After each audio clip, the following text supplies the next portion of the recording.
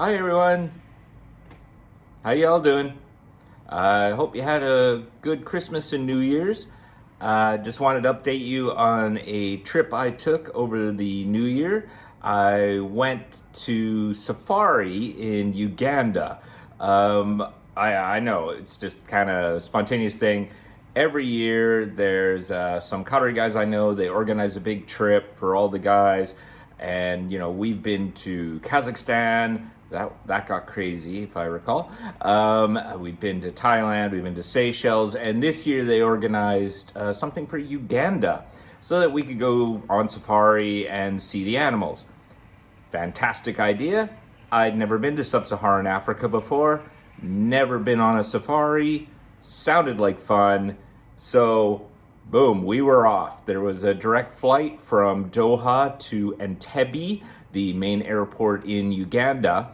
And from there, we stayed a night at a hotel on Lake Victoria, where the capital is. Huge lake, like it is one of the biggest lakes in the world. So it actually looks like you're on the coast of an ocean or something. And it was a really nice hotel. I mean, we weren't there too long, just overnight because we were leaving early the next day. And it had a number of animals around, one of which was this type of stork. I think they're called marabou storks. And these things were hanging out at the restaurant area, by the patio. And they're ugly as heck because they don't have like any feathers on their head, because unlike a lot of storks, these things eat carrion. So they're more like vultures. So they don't have feathers on their head, because then, all the blood and stuff would get all over it. So that's one of the reasons why it's so ugly. And they would literally hang around and, just kind of get close to diners. People were occasionally chasing them off. It was pretty funny. But it was just so weird seeing this big bird just kind of, hey man, got any dead things on that plate you'd like to share, And these things aren't interested in, some crumbs, and, they don't want like a piece of bread or something. Like they want your steak or some chicken. And you're not going to share it because it's not some cute cat. I mean, it's not a golden retriever. Ugly bird, ugly. Yet, you can't stop paying attention to it. I don't know. It's like if Mick Jagger was a bird or something. And it was just having these things there. Hey, maybe it wasn't interested in what was on the plate. Maybe it was all just coming up going, hey, how's your cholesterol doing? Is your heart feeling funny yet? So yeah, maybe it's just waiting for, somebody to drop dead so it could munch in on it. I think it's kind of a weird thing to be sitting at a table eating meat while there's something standing there that if you were to keel over and die would start eating you. Anyway, the other thing that was a bit odd that I didn't know about Uganda was that Lake Victoria and other lakes in the region have a type of fly, and they're called lake flies. And the hotel warns you that, they're annoying, but they don't bite you. And it's good that they said this, because they look like mosquitoes. Like they're just very small, very narrow. If I had just seen one flying around, I would have thought it was a mosquito. And when the sun sets, these things come out in clouds. There are thousands and thousands of these things. And they're attracted to light. So the hotel warns you, try not to leave your lights on if need be. Otherwise, you're just going to have a horde of these flies up against your window and stuff. So yeah, that was a bit weird. But wherever we went in Uganda, the safari park was also near lakes. And again, we had this issue with these lake flies. But they're not harmful. They don't bite you. They're just swarms of them flying around, and they're a bit annoying. And the next morning, we drove probably, I'd say, about a third of the way across the country to the far southwest from Entebbe. And I mean, this was a full day's drive. And it was really nice to do the drive to, see the general landscape. It was very lush. There were areas where, up in the mountains where they were growing tea, and otherwise there was a lot of farming. We saw a lot of cattle and other livestock. But of course, because, you're in sub-Saharan Africa, there was also a lot of poverty. Cities and towns that we drove through, looked pretty rough at times. And you would have things like there'd be really nice petrol station with a nice cafe, and it would literally have guys with machine guns guarding the place. You'd be just like, dang, like what the heck? And it was the same thing in Tebby. I remember we went to a mall to go to a restaurant there, and again there were guys with machine guns and security and big fences and all that. And yet we didn't feel like it was really unsafe. It's just the country does have issues with militias in the border areas of the Congo and things like that. And it is a military government. So, it kind of soon got to the point where like one of my friends is like, okay, this is a little concerning that I'm seeing these guys around with machine guns. And I was like, well, actually, I'm going to start being concerned if we're somewhere and there isn't people with machine guns, because at least if there's people with machine guns guarding the place, then, there's some security.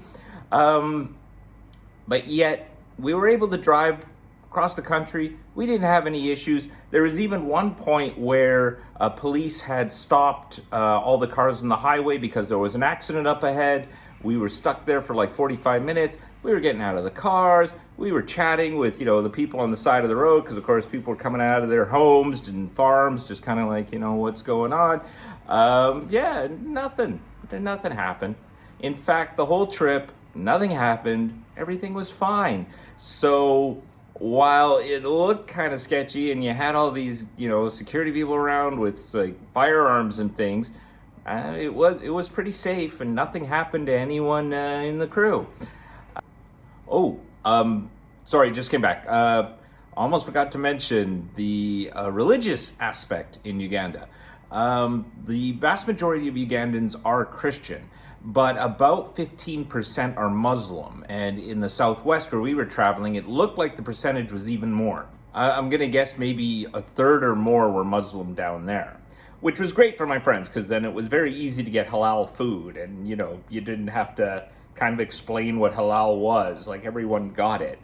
But what was funny was, I guess it's sort of a thing that occurs in a lot of African countries, like amongst the Christian communities. You really wear, the religiousness on your sleeve, and it's like really out there and in your face.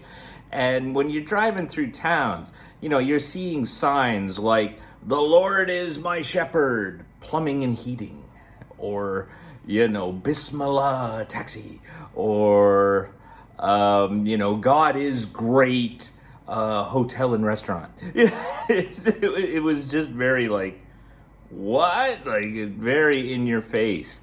I found that amusing, and whenever we were driving through a small town or a village or whatever, I was always looking at the signs to see what overt religious message they had. I wish I had taken some photos, but by and large we were traveling about 80 kilometers an hour. By the time you see one, it's gone. But you see that a lot in Uganda. There's very intense like Christian signage. It was a bit odd. So we didn't get to the resort until after nightfall. And the resort is in the middle of Queen Elizabeth National Park in southwest Uganda. And so it got to the point where we were on like basically a 1.5 lane dirt road heading to the resort. And then suddenly the guide car that was in front of us stops because there was a herd of elephants crossing the road. Actually, they stopped on the road by that point. And so our car stopped. We're in one of these safari Land Cruisers with the huge, roof that you can lift up so you can, look out the roof. So I was doing that, and we're seeing this herd of elephants, and it was really cool. But the guide's like, we can't go anywhere until these things leave, and we had to make sure that the driver of our car, which was one of the guys, was ready at a moment's notice to back up in case these elephants started charging. Because while most animals can't really do much to a safari Land Cruiser, elephants are one of them. Elephants can destroy the car. So sure enough, there was at one point where one elephant started getting a bit aggressive and started kind of mock charging the car a little, and we had to back up like a good 50 to 100 meters so the cars wouldn't get destroyed by rampaging elephants. But other than that, they were mellow. But we were stuck there 20 minutes, 30 minutes waiting for these elephants to leave. I mean, there's not much you could do. So flash some lights at them, it doesn't do anything. So eventually they just kind of moved on, and we were able to continue on to the resort. But it was really cool. It was like my first encounter with wild elephants, and unfortunately didn't get great pictures because it was the middle of the night. I mean, you see in the pictures there, it was the best we could do, but it was really cool to see. So this video is pretty long. I think what I'll do is I'll end it here, make this a part 1, and post a part 2 video sometime after this one. So I'll talk to you later. Stay tuned for part 2. Hope you enjoyed this video.